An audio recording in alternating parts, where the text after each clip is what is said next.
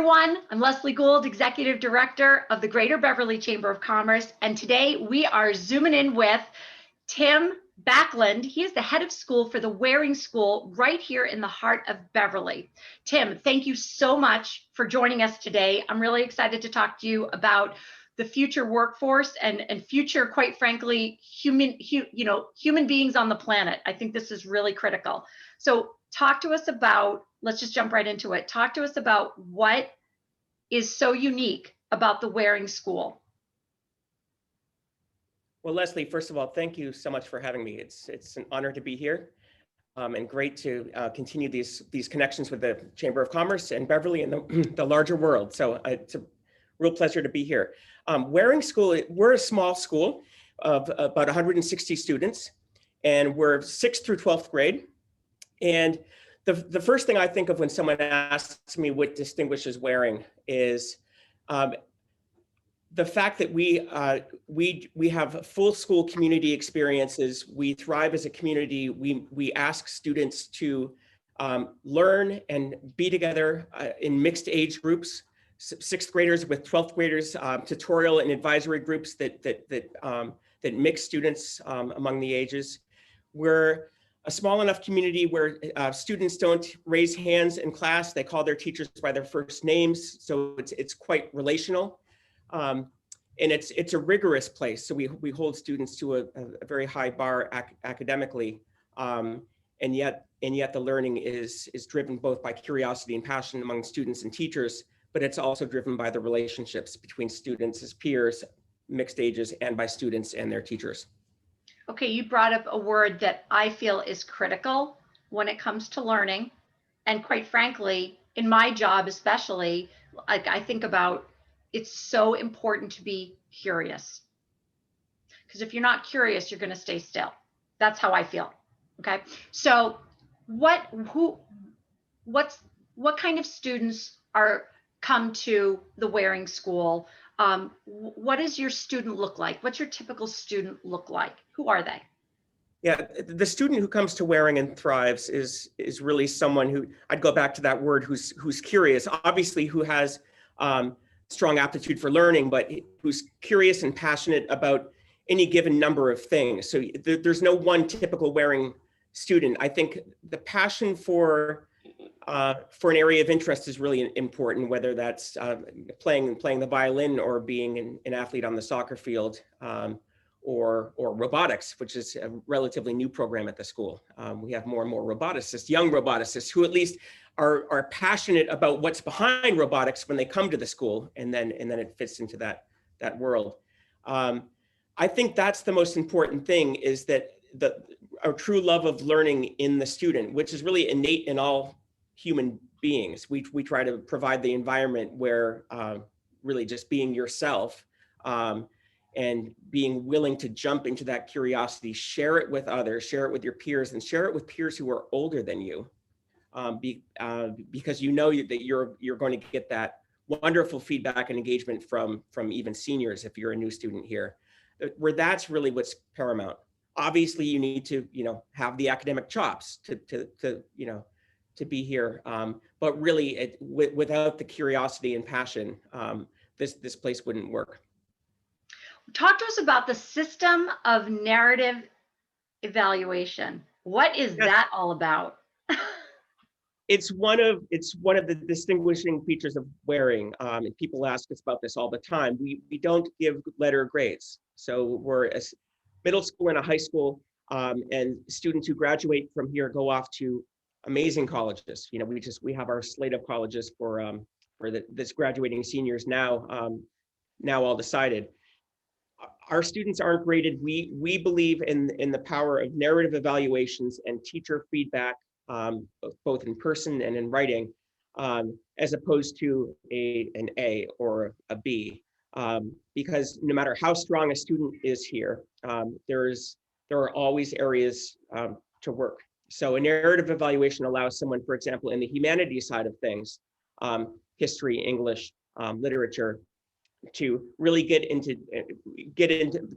details, quite deeply on everything from essay writing to classroom engagement. Our classes are in circles, most of them, and students are discussing, engaged in deep discussion.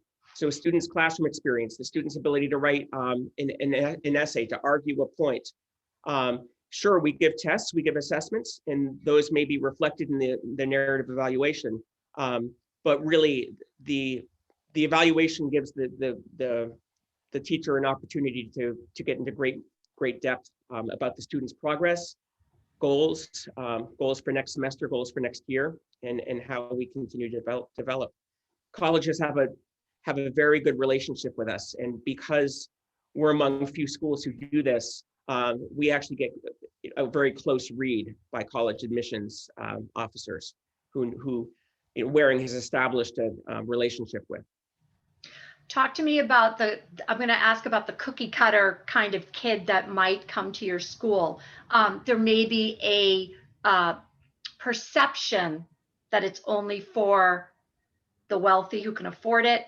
Somehow these have to be overachievers. Can you talk to us about breaking that cookie cutter mold? And do you take even some kids who might have some special needs, if you will? So first, on the first point, it's funny, Leslie, looking at great grades of students who come in here, whether it's in the middle school or in the high school, they're often not the straight A students. And there's a reason for that, because I think if you were to generalize about the student who comes to Waring, it's a student who's not finding their passion tapped in whatever environment they are, or they haven't had the circumstances to do so. And it's someone in whom we see great potential and great smarts, really, but that might not have translated into straight A. We certainly have straight A students as well who come to Waring, but it's not necessarily, what you might be thinking of as that straight A student who comes in. We see the potential. They might be a wonderful writer. They might have they might speak almost as an adult would speak during their interview, and they show a real curiosity and passion for learning. And they come here. It doesn't always work out for every student, but they come here and things develop. And to your point about the financial picture, because I know that there are plenty of stigmas around independent schools, and that the article recently in the Atlantic that was passed around means a lot to me. We're very proud of the socioeconomic diversity at Waring. Over half of our students are on some form of financial aid. So we really try to debunk the stigma around that and really make Waring affordable for all sorts of families from all sorts of places, regardless of background. So socioeconomic diversity is pervasive everywhere and for everyone. So the tuition sticker price that you see on the website is certainly not what most families are paying.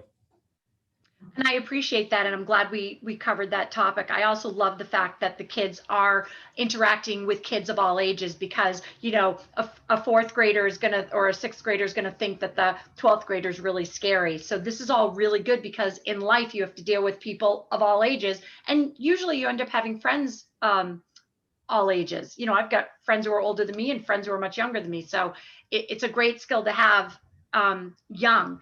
Talk to us about powering through the pandemic. How did you fare? This was a real challenge for us going into things when our first move was to go completely online after we have a March break. So last March was a very hard decision because we're a school that is so relational, and we use technology here. We have technology, but it's not forefront in the experience. We use technology as a tool. So we hadn't gone the way of Zoom, for example, kind of as a regular state of being here at the school. So we did this. We made the quick shift. We came back in September in hybrid mode. We have a large enough campus where we can sprawl, and we did the math. We studied very carefully the science of the pandemic, and we had a medical advisory committee who helped us out. It comprised of parents and professionals, and trustees, and we figured out that we could have half of our students here on campus safely on any given day, and we used Wednesday for a deep cleaning of the campus. Since that time, as the pandemic has changed, and we had great success over this last year. No documented cases on COVID cases here on campus. We have brought everyone back to the campus, And we separate the students in 3 different cohorts physically. But while they're outdoors, everyone is able to mix. So all of the classes who had been divided in the hybrid system now are able to see each other. And as you said, Leslie, we do a lot of things in mixed age classes. We have a lot of classes which are mixed aged, which by design, and that added some organizational challenges to the COVID planning. We have all school meetings almost every day in the typical wearing schedule, and you can't do that in the COVID world. So we've had to rely on Zoom for that to keep some of those experiences. So we remain somewhat hybrid with Wednesdays, which are online, but we at least have all students back on campus, and safely so, on Mondays, Tuesdays, Thursdays, and Fridays. We've done our best to maintain the relational model of the school, even through these challenges. And that's impressive. Everybody's been doing it, so I'm sure that it was challenging to say the least, but you've obviously accomplished that goal, and I'm hopefully by September everyone will be back in school full time.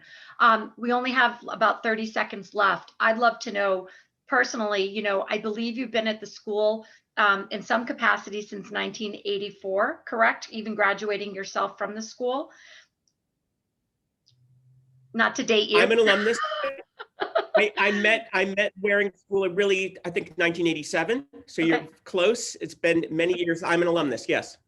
And I want to know, because when you stay in one place for so long, people can get complacent, just really comfortable. How do you continue to be inspired?